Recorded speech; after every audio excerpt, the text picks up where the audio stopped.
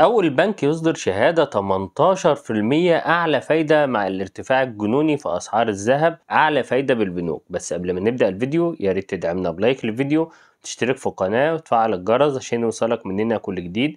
ما تنساش تاخد جولة في القناة فيها كل ما يخص البنوك واستثمار أموالك أو في دار الاستثمار، من أول 1000 جنيه هتلاقي أسفل الفيديو في أول تعليق. وبعد اللايك والاشتراك في القناة تعال بينا نشوف الفيديو الجديد. إصدار شهادة 18%.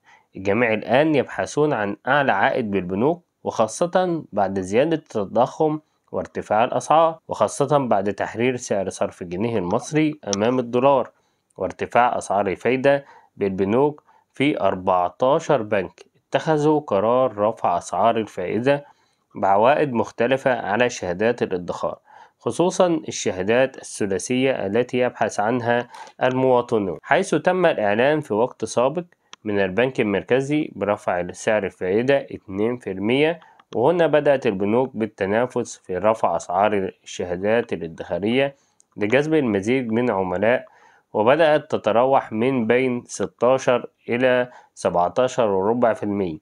ولكن أول بنك يرفع أسعار الفائدة لتصل إلى 18% على الشهادات الثلاثية، وبذلك تعود أعلى عائد فائدة يبحث عنها الكثير من العملاء، وهو 18%. ويبدأ الحد الأدنى لربط الشهادة 18% هو 1000 جنيه مصري، ويمكن كسر الشهادة بعد مرور 6 شهور من شرائها، حيث أتاح بنك المصرف المتحد إصدار شهادة ادخار لمدة 3 سنوات بعائد ثابت ودوريات صرف مختلفة تصل إلى 18%، وهي كالآتي: العائد الشهري هيكون 16.25%، العائد الربع سنوي بيصرف 16.5%، أما العائد السنوي هيصرف 17%، والعائد 18% ده عائد سنوي ولكن بيصرف العائد